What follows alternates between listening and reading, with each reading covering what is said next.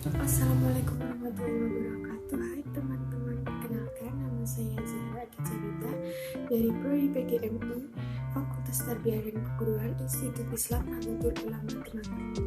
Pada kesempatan kali ini saya akan menjelaskan tentang aliran idealisme dalam filsafat pendidikan.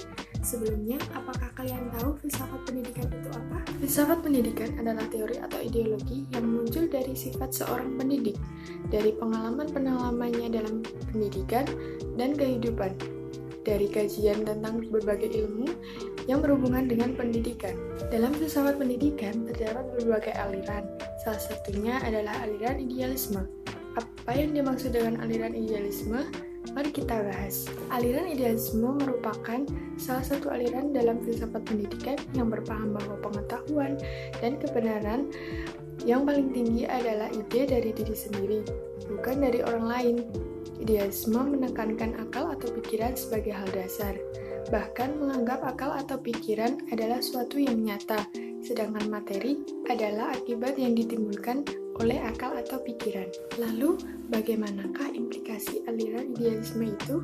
Implikasi aliran idealisme salah satunya dalam bidang pendidikan, yaitu sebagai tujuan untuk membangun karakter, mengembangkan bakat atau kemampuan dasar, serta kebaikan sosial. Kemudian, kurikulum, pendidikan liberal untuk pengembangan kemampuan dan pendidikan praktis untuk memperoleh pekerjaan.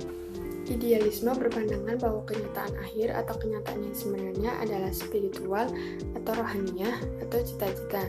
Tujuan pendidikan adalah mengembangkan individu sebagai pribadi yang terbatas dan mampu berbuat selaras dengan suatu kehidupan yang mulia.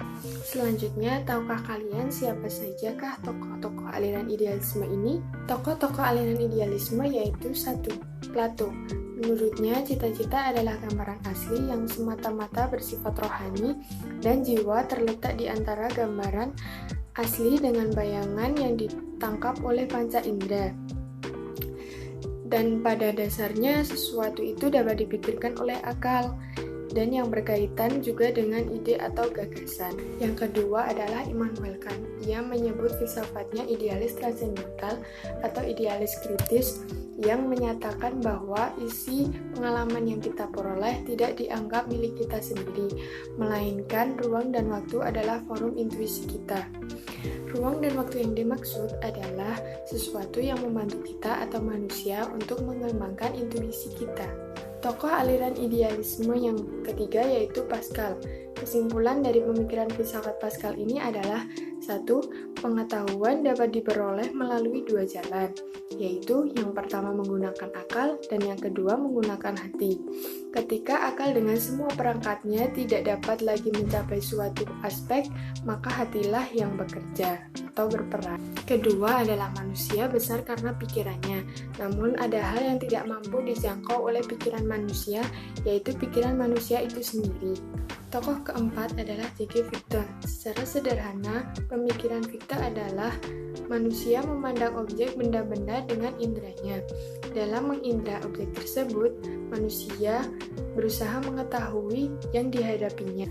Yang kelima adalah F.W.S. Schelling. Inti dari pemikiran Schelling adalah yang mutlak atau rasio mutlak adalah sebagai identitas murni atau indiferensi. Dalam arti tidak mengenal perbedaan antara yang subjektif dengan yang objektif. Tokoh yang terakhir adalah W.F. Hegel. Inti dari filsafat Hegel adalah konsep Geist, yaitu roh atau spirit, suatu istilah yang dipahami oleh agamanya. Ia berusaha menghubungkan yang mutlak dengan yang tidak mutlak. Yang mutlak itu adalah roh atau jiwa, menjelma pada alam. Dengan demikian, sadarlah ia akan dirinya. Roh itu dalam intinya adalah ide atau berpikir. Demikianlah yang bisa saya sampaikan tentang aliran idealis dalam filsafat pendidikan. Bila ada kekurangan, saya mohon maaf. Wabillahi taufiq wal hidayah. Wassalamualaikum warahmatullahi wabarakatuh.